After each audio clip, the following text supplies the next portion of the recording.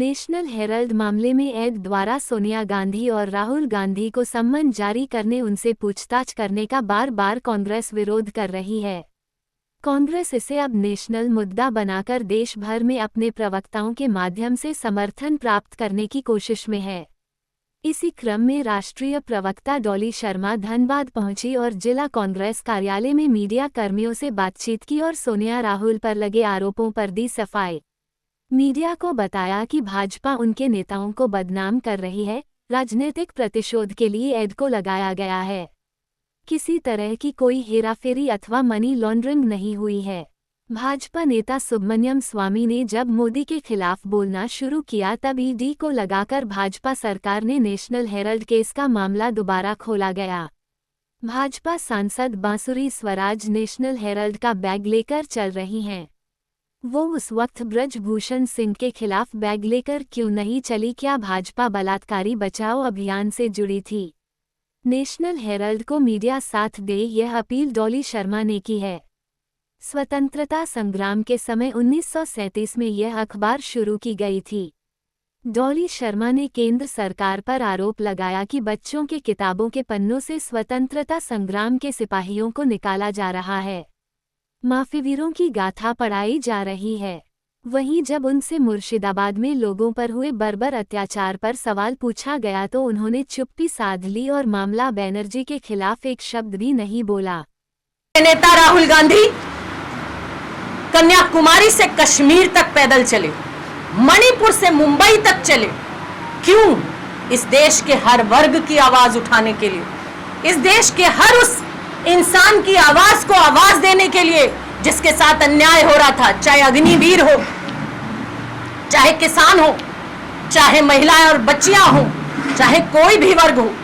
मैं बड़े गर्व के साथ कहना चाहती हूं, मैं उस पार्टी का हिस्सा हूं जिसका नेता एक ईमानदार व्यक्ति है, जो राजनीतिक लाभ के लिए झूठ नहीं बोलता, जिसने कह दिया कि भले ही चुनाव हार जाऊं लेकिन हिंदुस्तान की जनता को छलूंगा नहीं, चुनावी फायदे के लिए झूठ नहीं बोलूंगा।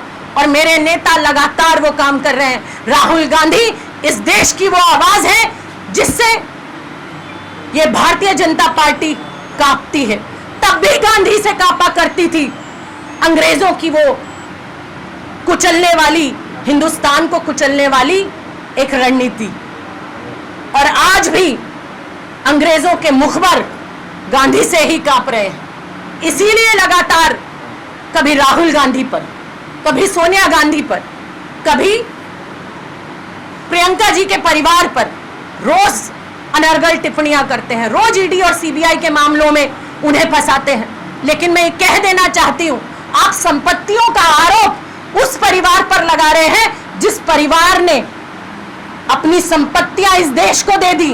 पंडित जवाहरलाल नेहरू जी ने अपनी संपत्तियां इस देश को दे दी थी जब देश के पास पैसा नहीं था, जब सेना के पास बंदूक खरीदने का, लड़ने का इंतजाम नहीं था, तो इंदिरा गांधी जी ने अपने जेवर बेच दिए थे, उन्होंने अपने जेवर दे दिए थे। ये वो परिवार है, ये वो परिवार है जिसका इतिहास बलिदान का है, खून का है, स्वतंत्रता संग्राम की लड़ाई का है। ये परिवार डरने वाला नहीं है। ये परिवार आपके अन्याय के खिलाफ आवाज उठाता रहेगा। छाड़ नहीं की जा सकती, उसको कुचलने का प्रयास नहीं किया जा सकता जो भारतीय जनता पार्टी करना चाह रही है। आज हमारे बच्चों के किताबों से, उनकी किताबों के पन्नों से वो स्वतंत्रता संग्राम की लड़ाई के साथ भी छेड़छाड़ अपने हिसाब से कर रहे हैं। वो माफी वीरों के पाठ पढ़ा रहे हैं, लेकिन जिन्होंने 12-12 साल जेलें काटी, जिन्होंने लाठियां खाई, जिन्होंने दिन रात स्वतंत्रता संग्राम में अपनी आहुति दे दी, उनके बारे में गलत चीज व्हाट्सएप के माध्यम से, अखबारों के माध्यम से, किताबों के माध्यम से घर घर पहुंचाने का प्रयास कर रहे हैं। लेकिन कांग्रेस पार्टी एक ऐसी पार्टी है जो ना तब अंग्रेजों से डरे और ना अब इन अंग्रेजों के मुखबरों से डरेंगे। हम इस देश के किसानों की, इस देश के मजदूरों की, इस देश की महिलाओं की, इस देश के युवाओं की हम लगातार आवाज उठाते रहेंगे। हम बांसुरी स्वराज नेशनल हेराल्ड का एक बैग लेके चल रही थी।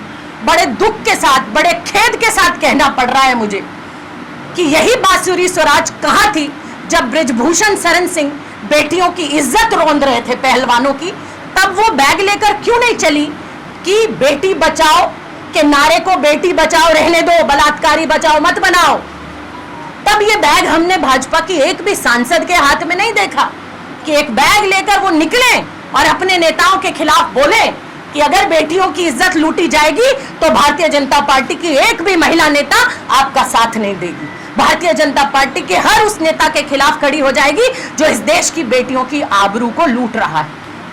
आज कोई भी नारा आप देख लीजिए, मैं बार बार कह रही हूं कि भारतीय जनता पार्टी सिर्फ और सिर्फ जैसा इनके नेता कहते हैं, झूठ फैलाओ, झूठ फैलाओ, झूठ फैलाओ, झूठ फैलाओ, और इतने कॉन्फिडेंस के साथ झूठ फैलाओ कि देश की जनता को वो सच लगने लगे।